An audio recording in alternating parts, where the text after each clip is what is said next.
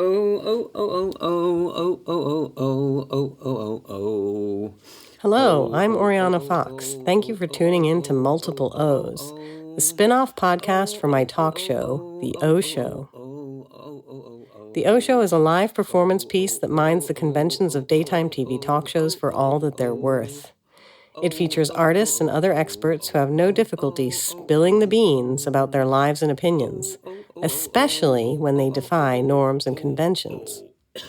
So if you're interested in candid confessions, nonconformity, creativity, and mental health, you've come to the right place. Hello,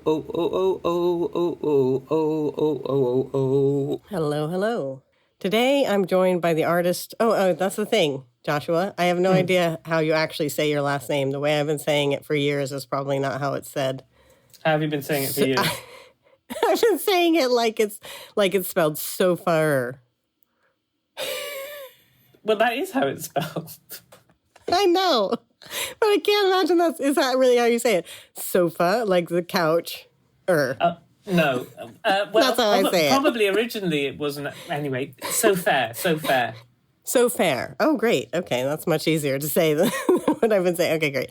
Okay, so today I'm joined by the artist Joshua Sofair, a London-based artist who happens to have escaped the endless lockdowns here by fleeing to Taiwan. I shouldn't say fleeing. He's there for work, doing a project that predicts audience members' futures. Much of Sofair's work is audience-centered, relational, or as we call it in the business, socially engaged. Much of his early work was solo performance and entailed the kind of thing that the vast majority of guests on this talk show do. That is, self-disclosure. Indeed, many of those early works had him wearing a bare buttocks suit. I mean, it looked like a normal suit with blazer, trousers, shirt and tie, but there was a neat little window cut out to reveal his rear end, an outfit that did the work of disclosing. For one of his early performances, he tried to see if he could be embarrassed whilst literally having a bare ass. Similarly to me, he did a PhD exploring autobiographical performance. And also, like me, he's done a lot of work about and or with his family. One of his early works used autobiographical performance to contest the commonly held notion that such performances are necessarily narcissistic.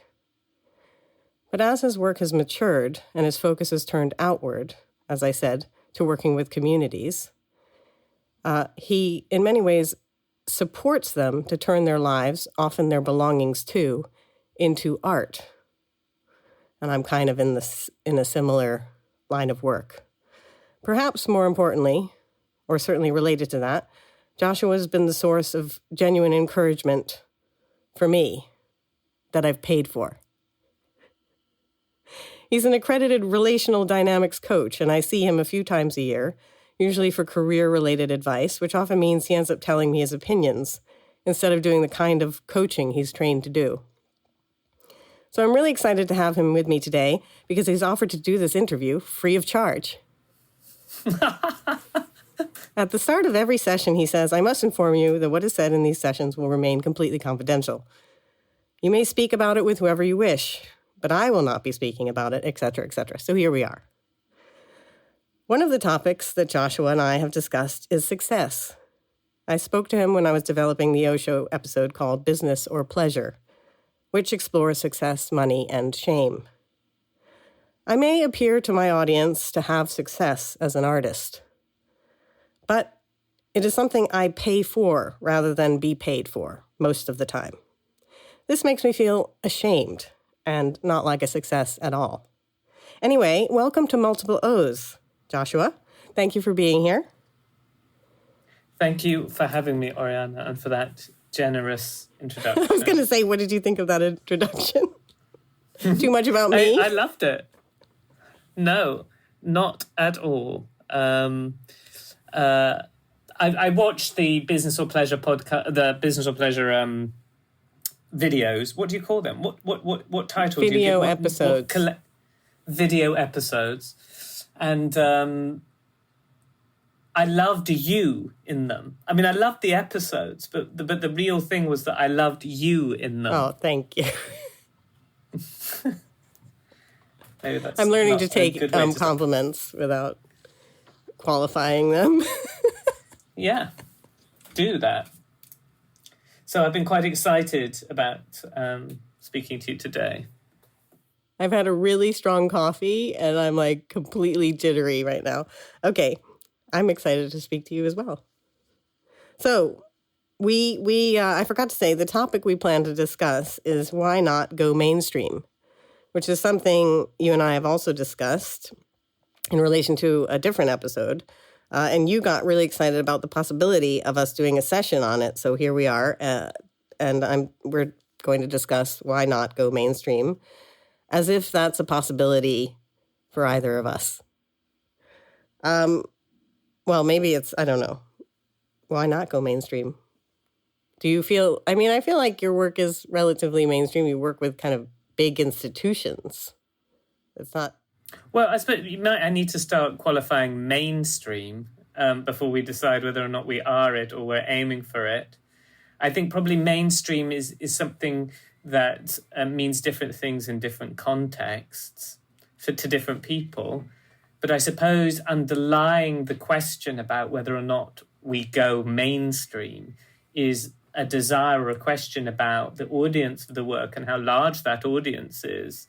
And I suppose also remuneration we are receiving for our work, and how, I suppose, the amount of people that see that work relative to the amount of time spent on it and the amount of money spent on it. So how much butt for your dollar, as it were? How many bums on seats? Not that we're doing bums on seats, but how much time you put into this podcast and how many people will listen to it. I remember the Arts Council at one stage where, they've gone through different,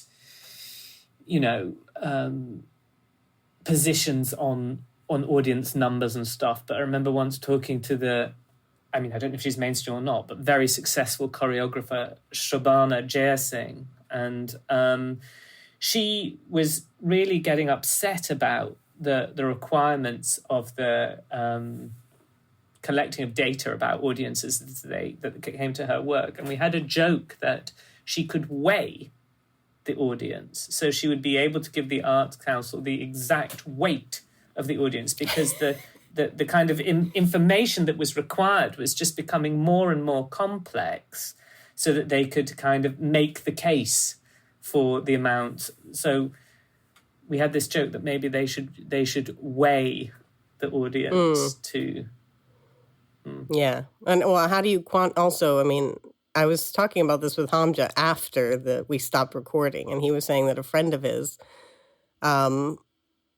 had this idea that we shouldn't think about if our work is only touching a handful of people, that we shouldn't measure our success negatively, but rather think about doctors and prostitutes and therapists. They see people one-on-one, and and their work is highly valued and remunerated, and they're only, one-on-one. So maybe if I only help a few people in a given day, that I should value that, and even if I'm not being paid on level of a prostitute or a or a doctor or a therapist. But yeah, that somehow, I don't know, hearing him say that was kind of therapeutic, I think, for me. Yeah. So trying to value something that doesn't have those mainstream audiences, that was one potential tactic. The other thing that occurs to me about mainstream, about being mainstream or not being mainstream, for my, you described this turn in my oeuvre, such as it is, where I kind of went from making kind of autobiographical work to literally a kind of 180-degree turn, whereby I started to think about other people's autobiographies. In a way, it's the same thing. It's just, it's no longer me. I think I just became exhausted with myself in regard to that. You described it as my work maturing in the introduction, which I kind of thought there was some kind of veiled critique I don't think you intended it. No, I didn't see it that way. I literally saw it as it's kind of you start out doing this and then you end up doing something different. I don't think it was a critique at all. I think you're being self-critical in a way that I'm not. Pernickety. But for my MA show, for my MA graduation show at Central St. Martin's College of Art and Design, when I was in my 20s, I produced an autobiography of Joshua Safire. A biography of Joshua Safire by a fictional writer called Margaret Turner. And I printed this very thick tome and launched it at Books, etc. in Charing Cross Road. I'd come across that book in the library at Goldsmiths, I think, or at Live Art Development Agency somewhere. But yes, go on. Well, then you'll know that the joke is that it's blank. Anyway, I remember there was a critique, we were all critiquing, as you do in the MA, about, what you produced. And one of my colleagues, fellow students, was like really confused by this work. And he said, so Joshua, do you want to be famous or what? And your PhD supervisor, Gavin Butt, who was at the time my MA supervisor, just quickly before I could respond, said, you're missing the point. He already is. Oh. And so in terms of thinking about mainstream and, how does fame operate? Fame operates in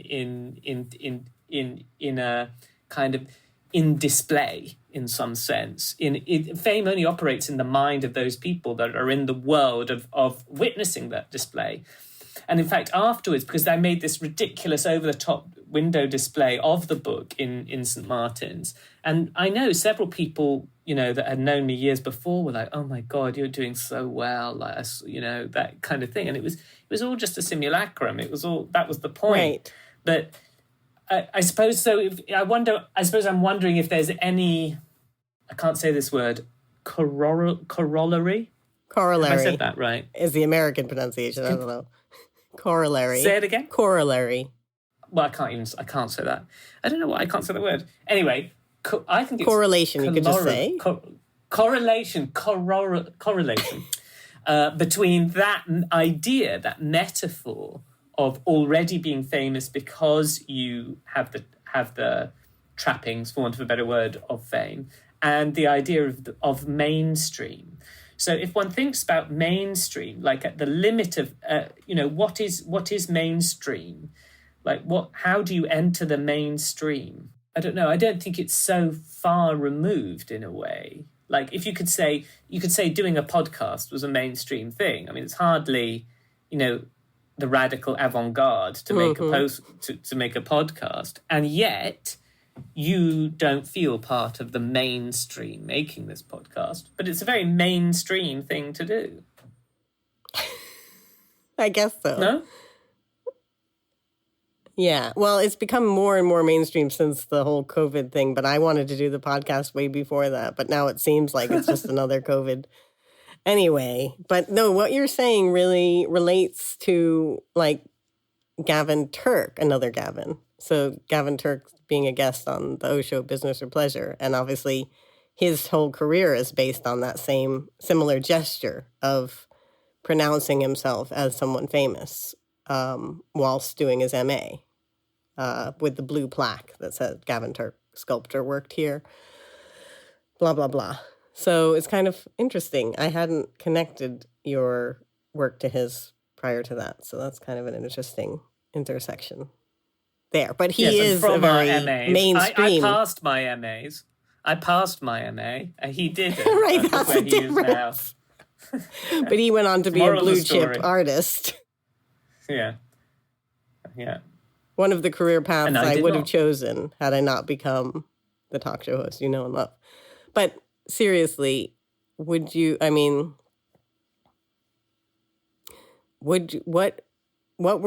the career paths you would take if you weren't able to succeed in what you're doing now? Like, what are your fallbacks? Well, there's several ways of answering that. I mean, are you talking about realistically or in a fantasy world or? Well, I mean, no, like when you think, oh my God, I can't get what if I can't get another commission or I can't keep this going. What will I do to pay the rent? But I want both answers. I want the fantasy of like when you were an art student doing that MA, what were you hoping to go on to achieve? But also when you think about like, the precarity of one's life as an artist, and you think, what is going to be my fallback? What are those things? Both of those things. The two-part question. There's so many ways to answer it. I'm trying to think of something that's helpful. I remember at school, I don't know if you had this. You're a bit younger than me, I think. How old are you? 43. I just turned 43. Okay, yeah. So you're 5 years younger than me. So maybe the technology had moved on. Also, you were in the States, so maybe you were advanced. I don't know. Anyway, there was a careers advice office in the school. And you filled in like a tick box. It was literally, you had to tick in the box, I remember, because they just it was like a hole punch thing that they then put through some kind of early form of computer, and about your propensity or your interests. And the thing about that test is it couldn't tell about your aptitude. So it wasn't about whether or not you were any good or whether or not you were intelligent. And then it tiered the job suggestions into 3 categories, which were basically like, if you're bright, you might try doing this. If you're average, you might try doing this. And if you're a dunce, you might try doing this. And I don't remember what the bright or the average one were, but I do remember what the dunce one was. And I was horrified. I was absolutely horrified. And it was window dresser. And I think now all I've done really in my career is be a window dresser in a kind of way. Like what I've done is to try and entice people in somehow. Well, you're right up there with Andy Warhol and Rauschenberg and Jasper Johns. Like that was their day job. They had that as a day job. I mean, the comparison doesn't bear much interrogation, but I mean, I do think that. I since then, at the same time as being horrified, I'm totally into displaying stuff, and so I do have an alternative fantasy, quite like close to real, that I would have some kind of business or shop. I don't want to deal with customers, but I would like to be the person that just decided how, be the buyer, like be a rug buyer is something that I'd be quite interested in. Like you could travel the world at like buying rugs, meeting people of different, because it still has to get a really good rug, it has to be done on a loom. It has to be done like in a small scale craft way. It's an artwork, but it's a craft. It's got practicality. It kind of changes a room radically. Rugs can be totally disgusting, or they can be really lovely. So my dad kind of dabbles in that. Anyway, sorry. Your dad's a rug buyer. Well, he yeah, kind of as a hobby. Wow, because actually I do have a friend who's an opera singer, and her dad is a rug trader, and I said, I'm really interested in that. Like I was kind of genuinely interested in kind of trying to shadow him or something, and she like looking at me like I was a lunatic. But yeah, so rug buyer. I don't mean that in a facetious way. I think, but I mean, how would I get into rug? But, Yeah. And may I ask, what about your alternative career? If you weren't the chat host that we know and love, chat show host that we know and love, what would you have done?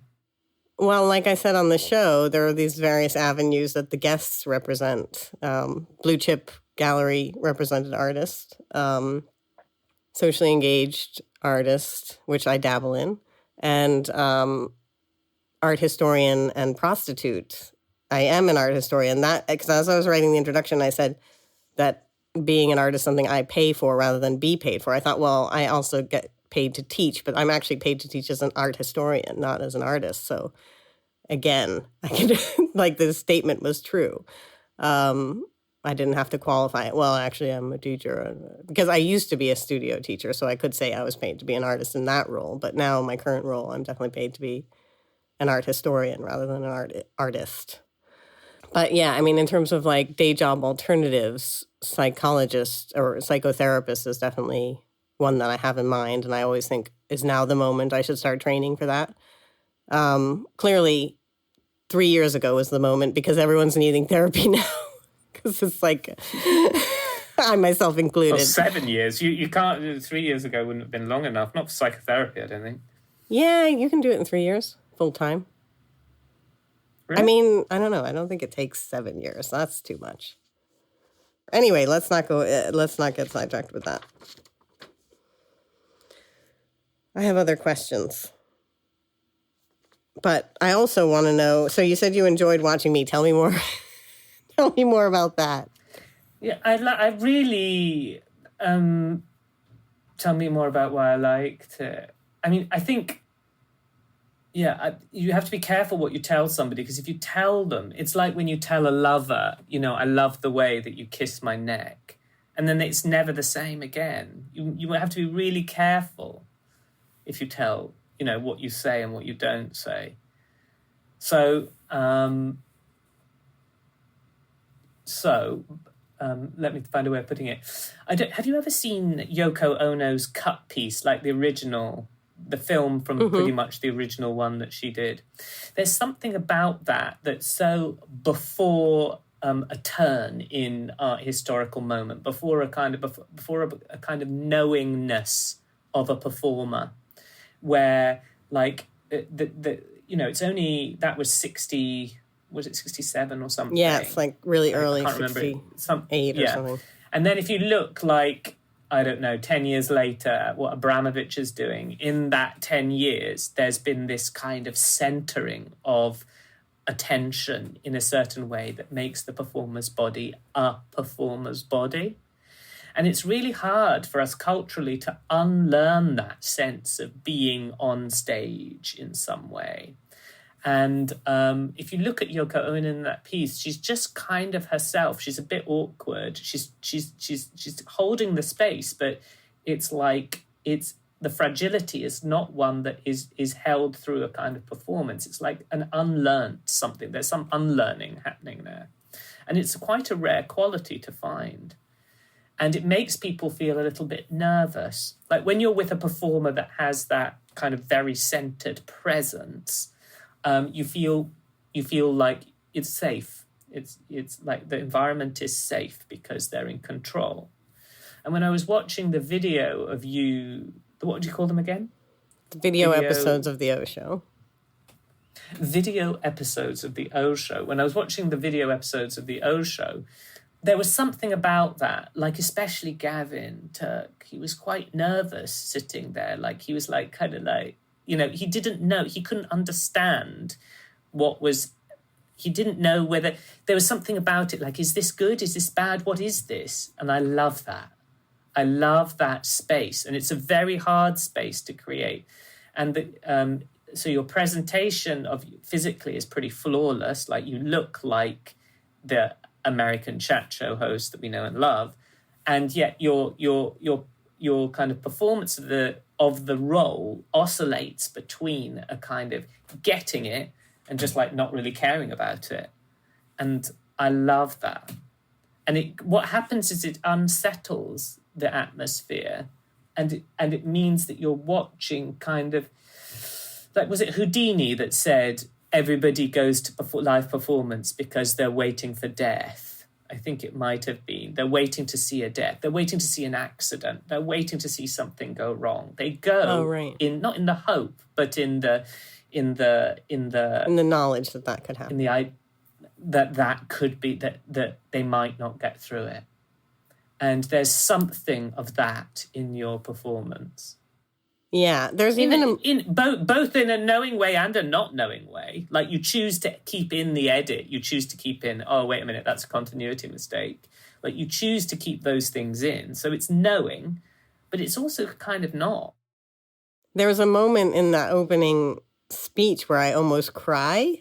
Can you tell that I feel like it was so obvious to me as it was happening, but I wasn't expecting that to happen.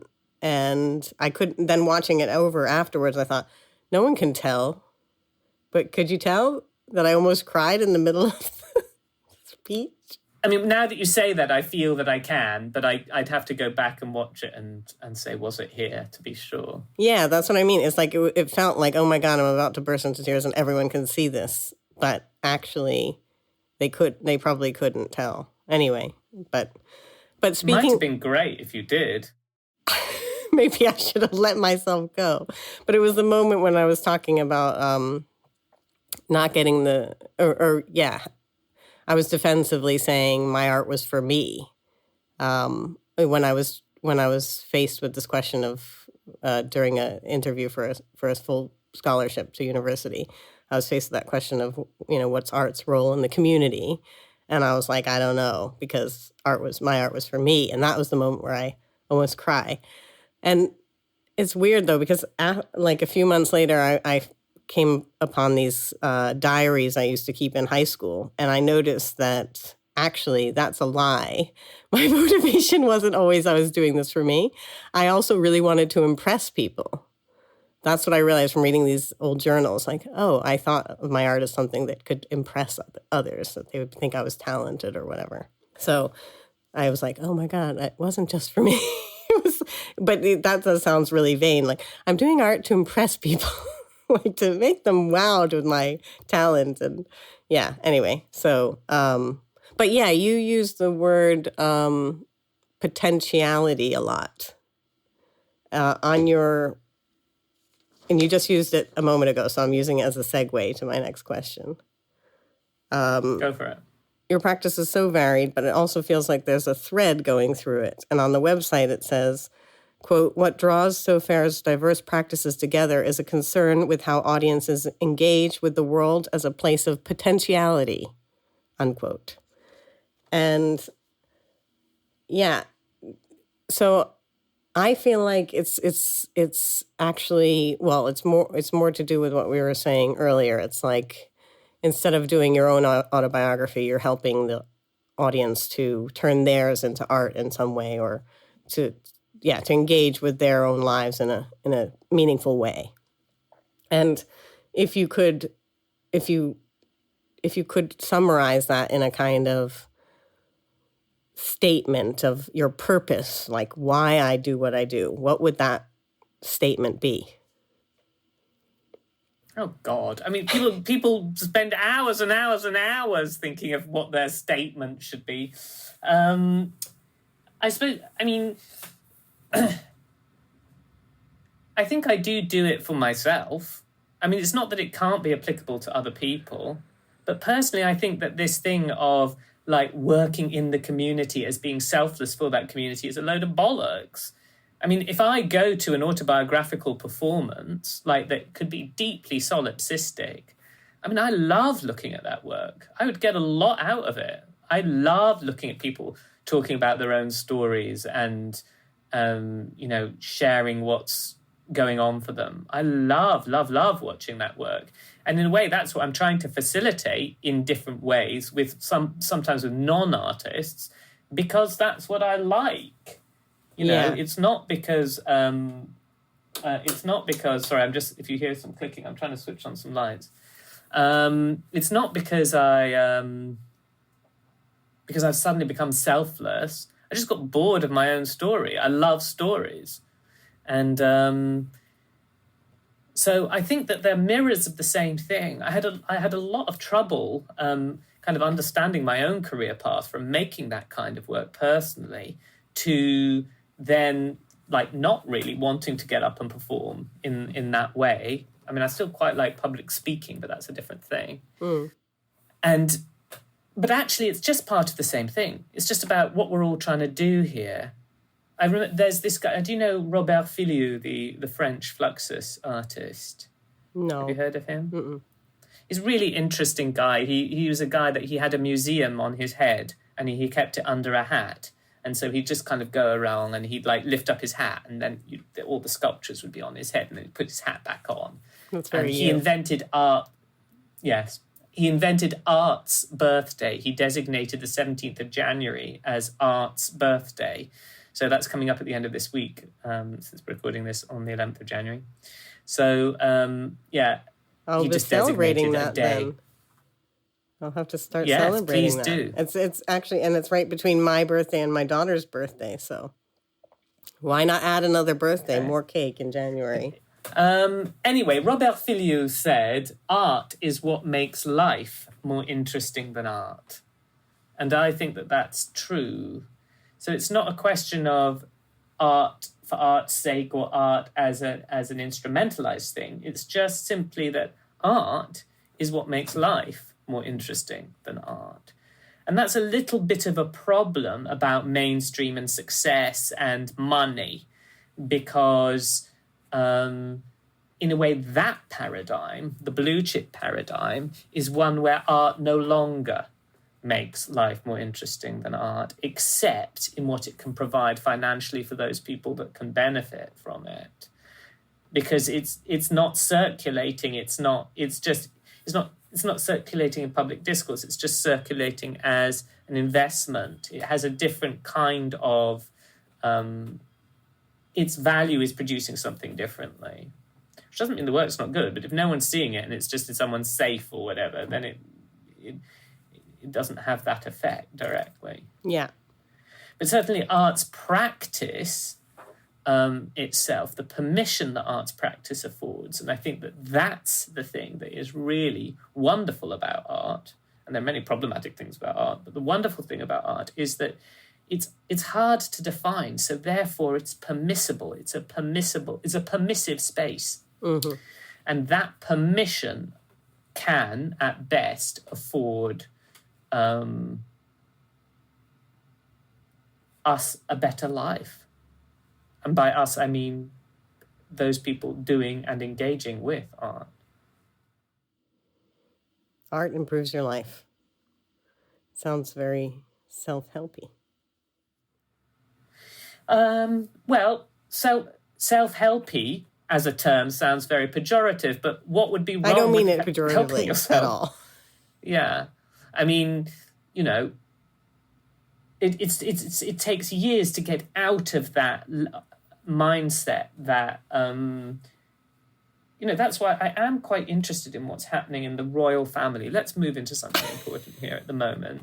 I mean, I'm not a royalist by any means, but the fact that the heir to the throne, or whatever, he's not the heir to the throne. What is William? He's the second heir, or whatever. Yeah. Is openly talking about mental health like at every given opportunity, I think is pretty extraordinary, actually. Because, I mean, when we were growing up, it was just like, it was a threat. It was a violent threat when one parent said to the other, you need to go to psychotherapy. It was something that, you were seen as a lunatic. Oh, right. Well, that is a difference between a cultural difference. That is a cultural difference. But that reminds me of another kind of dream profession, is that maybe I've recently started reading Brené Brown. I mean, I watched her TED Talks. Brené Brown? She's like a kind of mainstream. I think Stacy has. Yes, Stacy's recommended. Yes, Stacey because Makishi I've done 2 workshops with her. Stacy Makishi now based on Brené Brown, which I've had. I mean, nothing negative about Stacy, but they've been a bit difficult. Well, the second one was very difficult. I was depressed for 2 weeks afterwards from engaging with my shame in a really negative way, which I'm sure was not the intention of the... Anyway, so I started reading Brené Brown because, yeah, maybe that's another aspiration I have, is like to be someone like Brené Brown. Obviously, the O Show is, being someone like Oprah, but Brené Brown is now my new... I wish I was Brené Brown, or Brené Brown's doing what I want to be doing, except I'm doing it in the context of art. Yeah, it's like engaging with shame so that we can live a better life or something. I don't know. It's, but I can only do the cheesiness as a kind of joke, even though I sincerely believe in the things she's talking about. Anyway. That's interesting. I mean, that's all interesting, and it's very interesting to me. And also, Stacy is interesting to me in this whole map, because Stacy's also trying to work towards, in a different way, in a way that's kind of like full of loving kindness, yes. in a kind of not in a cheesy way. And it strikes me that there are very interesting threads here. And the other person that I was really, and it's interesting that the three of you are all American women. The other person that I think is interesting in relation to this, who is in the mainstream, absolutely in the mainstream, is Ruby Wax. Yeah. Because Ruby Wax is now on this kind of it's like somehow by exposing her own, it really does kind of bring together some of the threads we've talked about, because in a way, by exposing her own autobiographical story in relation to a kind of public discourse, she is in some sense enabling, well, not in some sense, she is enabling others to find their own way out of kind of mental trauma, for want of a better way of putting it. And she comes from a kind of position of the kind of rhetorical play, the not quite the chat show host, but very close to. And in the kind of 80s, when I was kind of growing up, she did these series of documentaries that I thought were fascinating. And, highly political. She's quite sneering about them now, but there was one I remember on Imelda Marcos, who was the wife of Ferdinand Marcos, who had embezzled millions from the people of the Philippines and was basically a murderous dictator. This was his wife, who was famous for having 45,000 pairs of shoes or whatever it was. Yeah. And the kind of goal of the documentary is to find the shoes, but on the way she's kind of telling this story about Imelda Marcos. Anyway, that in itself was quite interesting, but there's this moment in that where it just so happens that Ruby Wax at the time was on the cover of Hello magazine. And Imelda Marcos kind of subscribes to Hello. Mm-hmm. So when they turned up to shoot, Ruby Wax can say, oh, I didn't plant this here, but look, this is me on the cover of Hello magazine introducing my baby.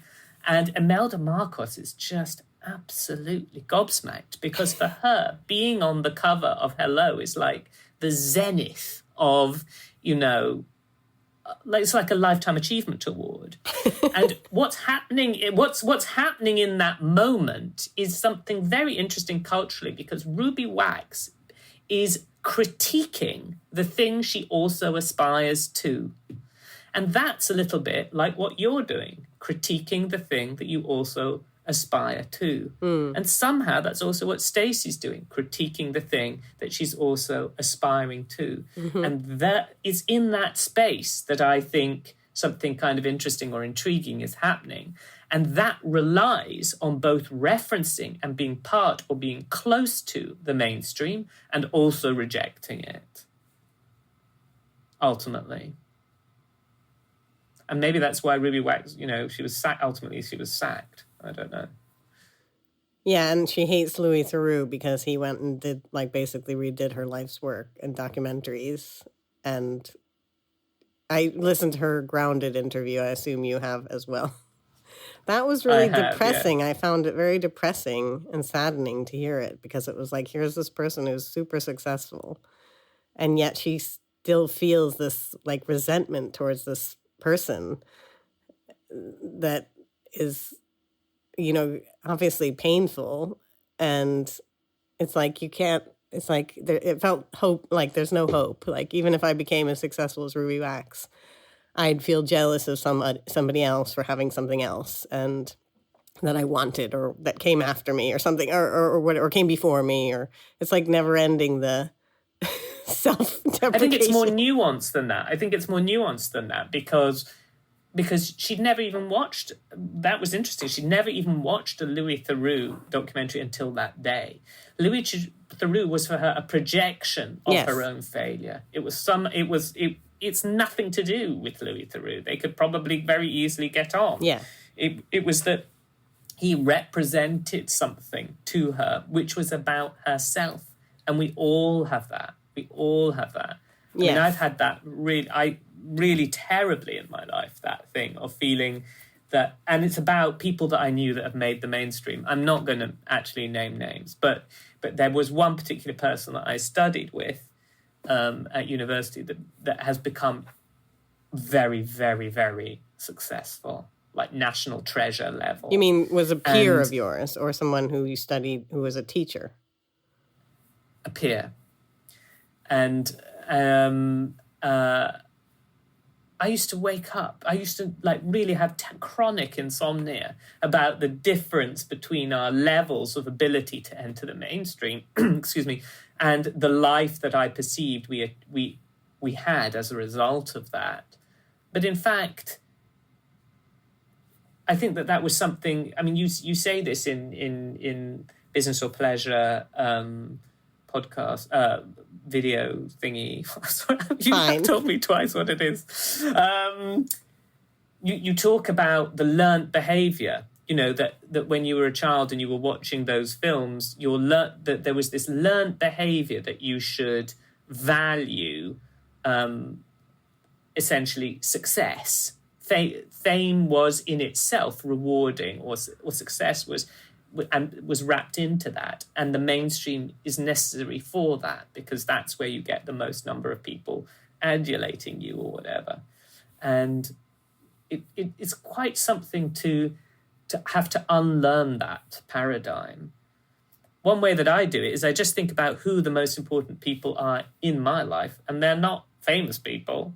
You know, the people that I want to model myself on, they're not like famous people. You know, you look towards those people's, you look towards the mainstream for a kind of vision of something or a kind of aspirance towards a kind of notion of success. But if you think about who's been important to you, I mean, of course, there are artists that might be important for you or musicians that might be important for you or whatever, but it's the product, it's not them. But who's been if I think about a notion of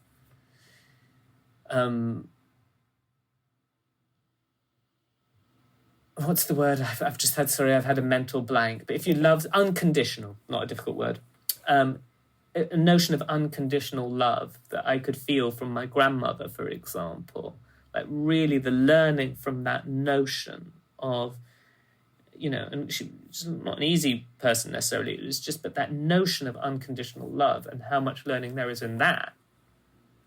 So, yeah, sorry, I'm blethering a bit. Yeah. And it kind of brings me back to thinking about Stacy Makishi. I after this shame workshop, which left me in a kind of depression for a couple of weeks, because it kind of encouraged me somehow to berate myself for something that happened in the past in an extended way that I normally would not allow myself to do because I was out of self-protection. But then she was doing phone performances. So I signed up to do a phone performance, and I felt like the person who put me in this agony now has a solution, because part of the performance was to stare at yourself in the mirror and picture the people in your life that love you unconditionally, like you're talking about with your grandmother. And it was like, oh, that's the solution, isn't it? It's like, you have to remember that these people value you. And they're not worried about this deep flaw you perceive in yourself, or that was exhibited in some way, or wasn't even exhibited. It was just something happened that gave you an excuse to indulge in those thoughts or whatever. But if you imagine those people that love you unconditionally, then you kind of can get past that.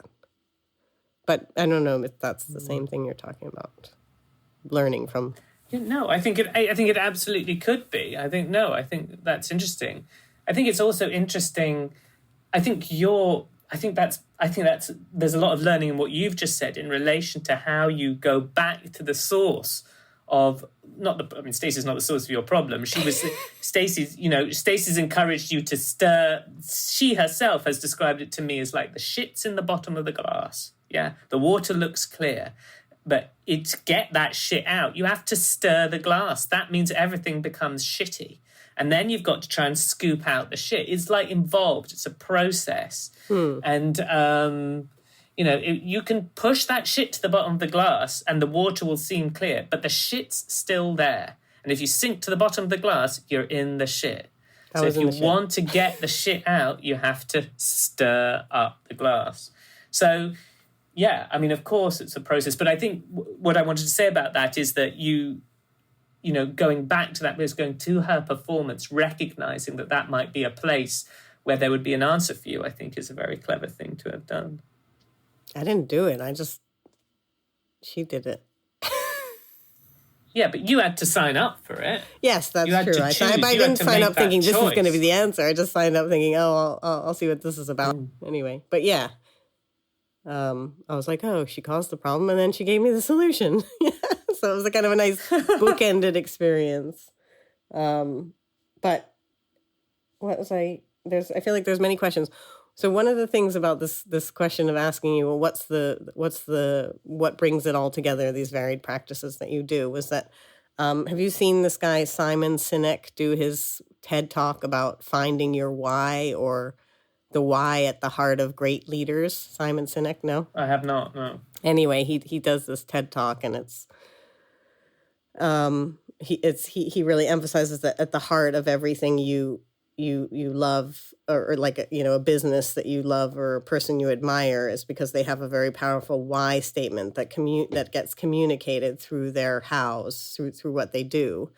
And as a kind of consumer, or a citizen or person, you buy into that why statement. If they don't have a good why, you're less interested. Like Apple being the example of a company that has at the heart of it a why that people buy into. People will buy products from them that are new, that no one's ever heard of, because of that why that's at the heart. I can't remember what the why of Apple is, but anyway, and like Martin Luther King Jr. has a certain why. So I'm like, oh, I've got to find my why, because maybe then I will be able to be more like Hamja Ahsan, who I spoke to, because he was saying how shyness, if you want to create shyness and someone, just ask them why they're here, what their purpose is, what are you doing here? You can kind of induce a kind of ontological self-doubt or shyness or whatever.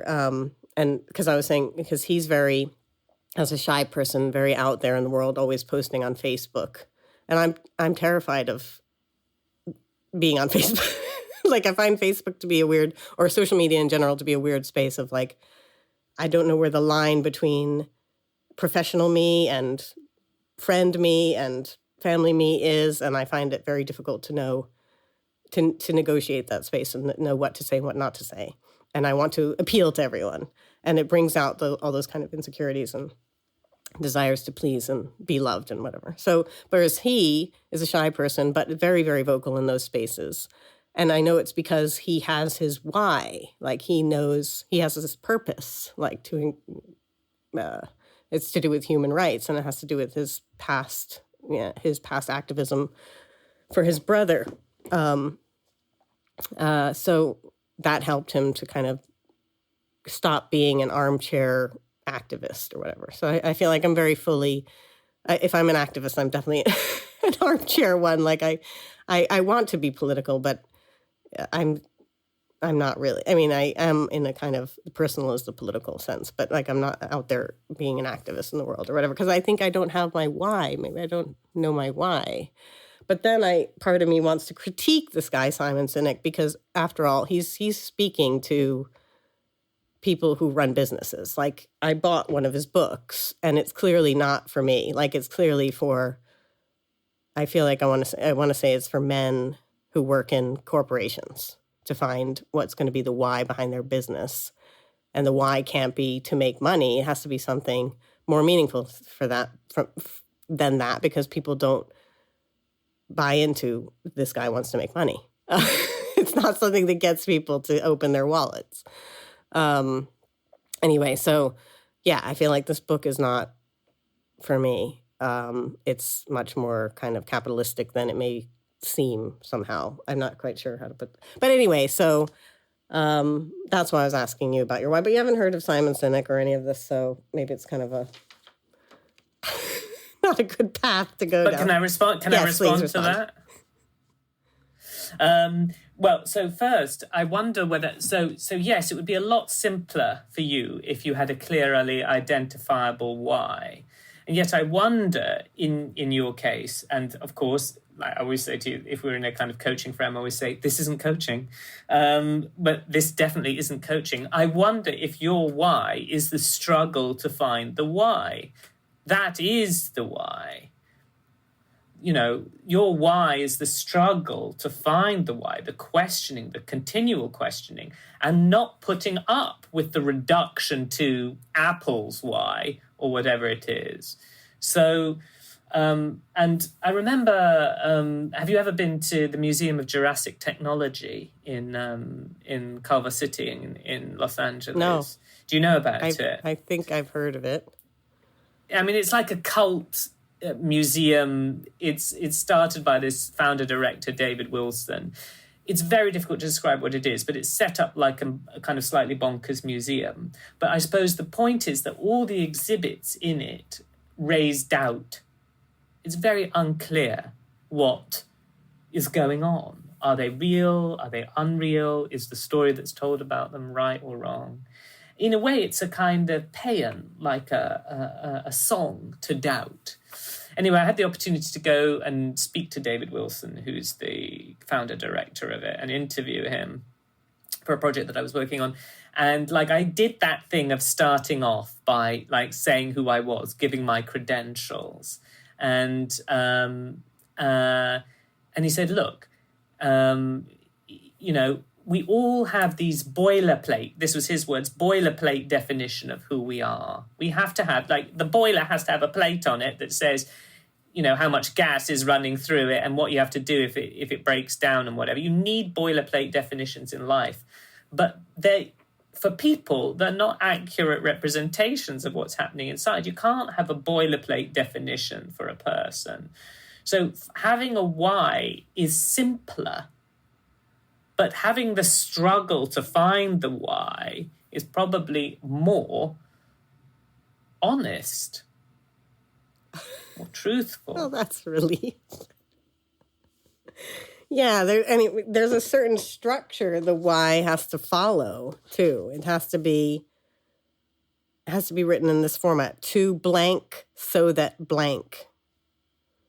So Simon's why is to inspire people to do the things that inspire them so that together we can change the world. But I feel like we touched upon what might be my why, but I think it's because I think it's your why as well. It's something to do with,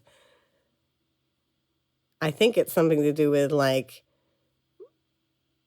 to explore art as life, to make living better. Like, that sounds so cheesy. But I like that sort of, I don't know, a version of what you said earlier in his format. That sounds sort of right. But I think the way I put it maybe in the opening speech or certainly elsewhere, I've written that I'm getting good at or better at taking care of myself so that I can help other people to take care of themselves. Nice. But I mean, that's only as good as it is, you know. I mean, it sounds great. It sounds like I could see the logo. You know, it sounds great, but I mean, all right, yeah, we need these things. But they're only as good as they are in the moment that they're useful, which is, you know, there's no kind of abstract truth to them, is what I mean. What does that mean? They're only like what? So tell me the thing again. The second one or the first one?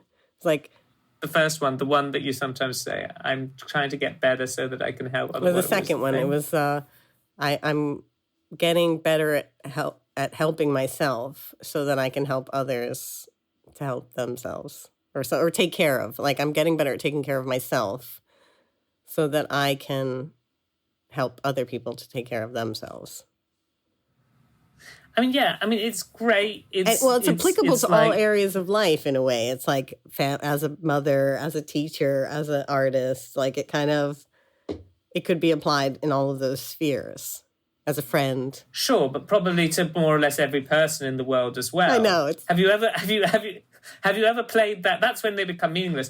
Have you ever played that game where you take somebody else's biography, you know, that they write, like when they're doing a show, and just insert your own name in it? And it's amazing how many you can just get away with. Like, just take somebody else's biography and like just add your own name in. And when I was looking to write my own this is years ago, and I thought, well, what do I say about the work that I choose? I just literally, this is a terrible thing to admit, I've changed it subsequently. Just went to Jeremy Della's biography and just put Joshua's Affair where it said Jeremy Della, and it just sounded absolutely fine. Like, I'm not as mainstream or as famous, obviously, as Jeremy Della, but maybe that's the secret to it. What? Just maybe that's why he's so successful, because he's written a statement that everyone feels like, yes, I could put my name in there. Wouldn't it be great to put my name there? But the point is that he didn't write it. The point is that, some curator on some other website wrote it. That's what I think. Yeah, that is what I think. But maybe he wrote it and told the curator, "Can I just sign your name to this?" And they were like, "Oh, go on, well, Jeremy." That's also possible. So you heard that as a critique when I talked about the change in your work over time. I was only teasing you. Okay, well, it can be just, it follows a kind of developmental path as human beings. We're dependent, and we have to learn to be individuals, separate ourselves from our family, and it's all quite self-conscious. We're very, very self-conscious as adolescents and stuff, and then as we mature, we become more focused on others. I think it's kind of a developmental thing, but at the same time, it like we've talked about it as a continuum. It's like, or you said you got bored with yourself. Maybe we already answered this question, but you were adamant that it wasn't narcissistic to begin with. Can you say more about that? Like that early work where you asserted that, that kind of self-disclosing autobiographical performance art wasn't narcissistic. It was something else. So what was that? What was that all about? I don't believe I said it wasn't narcissistic, but I mean, I don't. In the blurb on the website, it says. I think in the blurb on the website about one of your pieces, it says that it's contesting this widely held notion. Yes, that's probably true. I probably do believe that, but I believe that not just about that early work that I made, but people that are putting their bodies up front and center of their work or their own biographical story. I mean, I think it can be solipsistic. I think it can be, but I mean, I think Facebook is. I mean, just now, like before we spoke, I was reading somebody's absolute total twaddle Facebook post about them turning, a certain age on their birthday, and I felt that was not. I didn't think it was generous or like giving or well formed or. So I think the fact that you put your body up or your story up front and center could be a pile of bollocks, or it could be brilliant, but it's not dependent on the fact that one way or the other, the fact that it's your story and you're putting yourself forward. And, I think watching other people take pleasure in themselves is a wonderful thing. I don't think like if somebody's enjoying themselves on stage, I don't think, and I use on stage in inverted commas, I don't think that that's, I don't want to watch that because they're enjoying themselves too much. That would be ridiculous. What kind of misanthrope or kind of, would have that attitude? And I love going to that work, as I say, and I learn a lot from it. So I think that whole supposed critique of the commonsensical assumption, like bonkers commonsensical assumption that somebody that is telling their own story or enjoying themselves on stage as a narcissist is nonsense. I think a narcissist is an actual mental condition where people cannot empathize. They can't relate to other people. They make themselves the center of the world. When I think of a narcissist, I think of Trump. I don't think of, somebody pulling a scroll from the vaginal canal or whatever. I mean, the opposite. So yeah. I think that, yeah. So what was the question? Sorry, I don't even know what the question was. I mean, I suppose that continuum for me, versus that thing was development.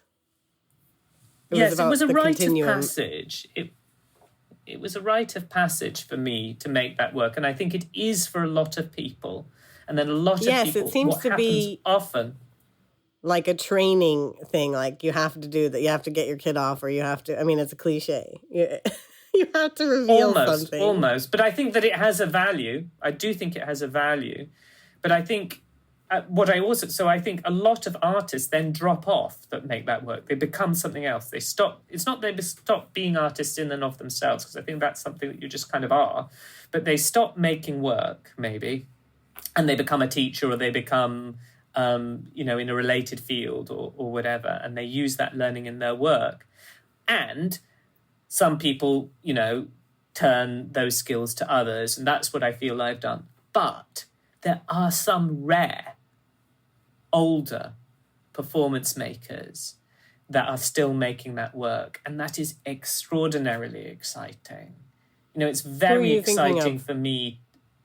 Well, for example, Lois Weaver would be an example of that. Somebody that's still making autobiographical performance or related autobiographical performance.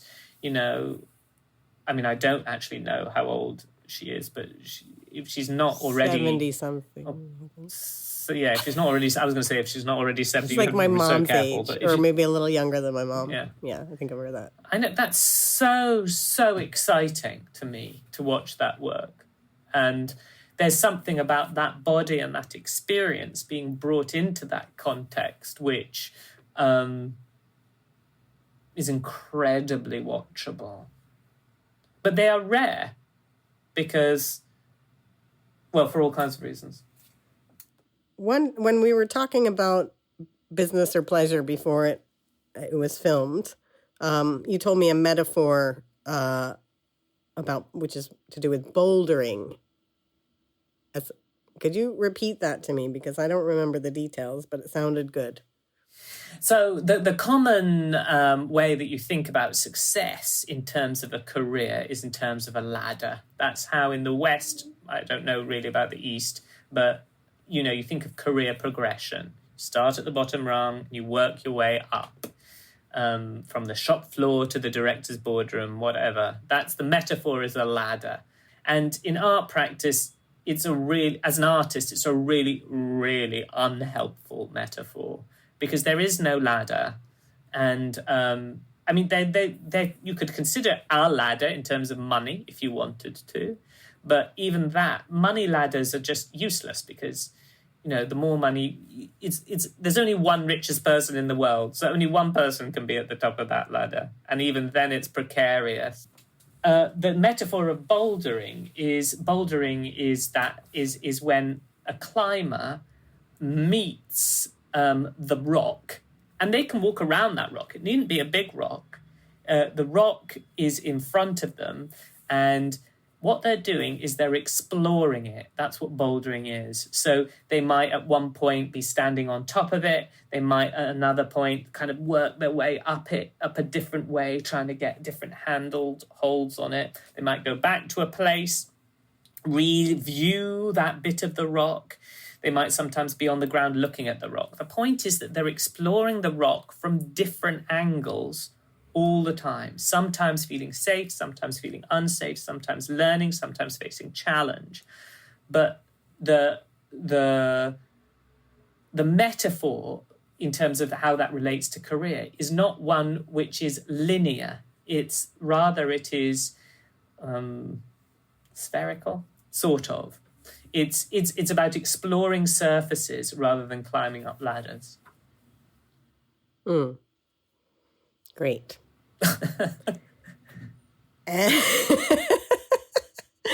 And the other one was that you often say to me, don't doubt the end point, doubt along the way. And I know I've asked you before to clarify this, but I still feel I need clarification on it, because I have no idea how to actually practice that. We all face a lot of doubts, doubt, and doubt is not necessarily a bad thing. Doubt can be a productive thing in the right context. So, but if you doubt, so if you're working on a project, let's say you're working on a podcast series, and let's say you doubt whether or not you should be working on a podcast series, you're not going to get very far in the podcast series. So if you doubt the outcome, if you're constantly doubting the outcome, I mean, you have to decide if you want to do a podcast series or not. So there has to be some doubt at some stage. But if in the process you are doubting whether or not you should do a podcast series, you'll never move forward because you're constant, just like, is this right? Is this right? Whereas if on the way to like forming your podcast series, you doubt whether you should ask Stacy Makishi or Joshua Affair, you're doubting which one would be the right one to ask for your thing, then that's a productive sense because you're making a selection or a choice. So doubt there functions in a productive way. So you don't, that's what I mean by don't doubt the outcome, but doubt along the process. Yeah. I think also, art practice in general, I mean, one of the things that I've faced working in socially engaged practice is that you're working with commissioners that have certain kind of outcomes that they want. And if the outcomes are too defined, then I switch off. Not because I don't believe in those outcomes, often I would. But in arts practice, my feeling is you can kind of know the continent that you're getting to, but how you're going to get there and the journey has to be more fluid because it has to be responsive in some way. So in the same way that doubt is productive during the journey, I think also in terms of kind of working institutionally, you have to allow for doubt. So I'm saying doubt is not just something that you can get over, but it's something that is actually productive and useful. And if you consider it in that way, it becomes less of a burden to you. It's also the difference between nervousness and excitement. I don't know whether we've talked about NLP before. Yeah. So NLP... No. Sorry? No. No. But I don't think so. But you know about neuro-linguistic programming? No. You've never heard of NLP? Should I know about it? Yes, I think you did. No, I don't. I think you'd Maybe I have heard of it. I don't know. Anyway, it doesn't matter really. We talked about it? What it is. But one of the things in NLP is to create triggers.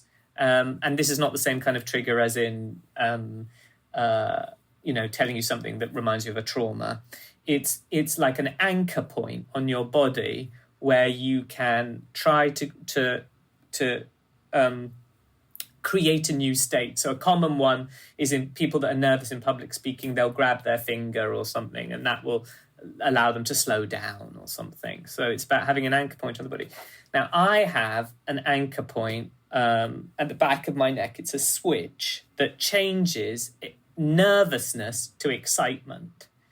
So generally speaking, before I do public speaking things, I'm fine. I'm 90% of the time I'm excited about it. But sometimes I'm nervous and I can't understand where the nerves are coming from. It's just some physiological thing because normally I don't feel it. So when I feel it, I get quite discombobulated. So I will just press this switch on the back of my neck and I can reconfigure that nervousness to become excitement. And it's almost always works really, really well. In fact, I can't think of an instance where it hasn't actually worked, flicking that switch. So perceptually, something's happening in that. And the same thing is true of doubt. Doubt can be absolutely clogging. It can be a real fog that stops you doing anything, a real impasse, or it can just be understood as a process of decision-making that is helpful because you then are moving on. You've got rid of that decision and then you're moving on. Yeah, in the context of coaching, I think you once pointed out to me that I often get deflated by doubt instead of being excited. Like sometimes things are genuinely exciting and I'm neglecting to feel that. So I do sometimes actually, I don't have a physical thing, but I think of you saying that to me and I think I'm getting deflated. I have to transform this into being excited about this thing and thinking more positively or whatever it is. So I do have that kind of, it's like a little, not quite a mantra, but a kind of it's cognitive trigger, I guess, to Great. not I mean, but you don't have to. Deflated. You said I have to change. You don't have to change, but it... Well, you're right. I don't have to. Yeah. I'm flexible. Okay. It would be better for me it would be preferable if that's what you decide, great. If that's what I decide. Well, who wants to be deflated? Yeah, well, I don't know. Maybe some people do. Last question, the other last question. Oh, yeah. So I know you use your training as a coach in your work as an artist. And I'm wondering about the timeline of, did you work with people in your art before you did the coaching training, or how? Yeah. I did. What was the timeline? Yeah. Yeah. No, I definitely did. And did it change it drastically how you work with Yes, people? pretty much, yeah. The coaching. Yeah, it did change it drastically. You just become aware of the language, much more aware of the language that you use and what you are doing with language, and how, carrying on from Austin and the notion of the performative utterance, how speech acts enact change, that language is not just reflective, it is active. And to be really just super aware of that. That's the main difference that training of relational dynamics gave me. Interesting. So you wanted to talk about this topic of going mainstream. Is there anything that you wanted to talk about it that we haven't touched upon today? Well, we haven't really talked about it at all, and I don't remember ever asking to talk about it. But anyway, I'm sure you're right. I'm sure I did. I think it's time to draw our discussion to a close. Where can people find you? They can just go to my website, which is my name.com. Sorry. Yeah. I remember being asked that question. I've been asked that question directly once in my life, and I was 18 and 19, and I got the opportunity to go to New York. And I can't remember, I think it was my aunt had a free ticket or something. Anyway, I stayed with like my cousin's cousins, so not blood cousins in New York. And at that time, I was like really ridiculous. I had just started university. I was wearing cream flannel trousers and like trying to look like I had like floppy hair, trying to look like something from what are those romantic films like with Helena Bonham Carter and all that. Room with a View was like. Oh right, yes. What were their name? What were those? What were the? I can't remember. I know what you're talking about. But anyway, I thought I was in one of those films and blah, blah, blah, blah. And I was in New York and I was 18 and I felt really unattractive, but I suppose I was giving off something, like trying to be something. And this woman just stopped me in New York. I mean, it was a massive cultural moment. And she said, "Oh my God, where can I see you?" And I was like, I was like very confused. And I said, "Oh, well, I'm just visiting." And she said, "Oh my God, you're English." Like it was really intensely full on. So maybe maybe that's a good place to end talking about mainstream, because in that moment, somehow, for that woman in New York, I was mainstream.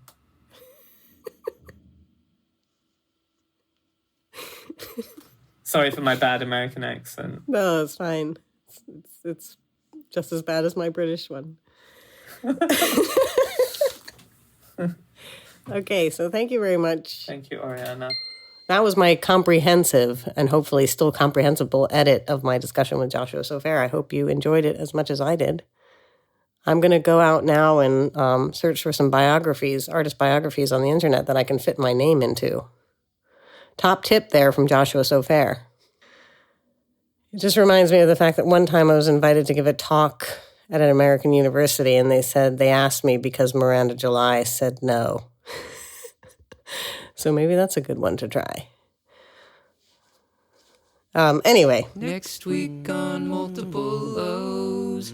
Next week, very excited to be sharing with you a discussion I had with Charlotte Cooper, who is an artist, a para-academic, and a fat activist, as well as the founder of the band Homosexual Death Drive.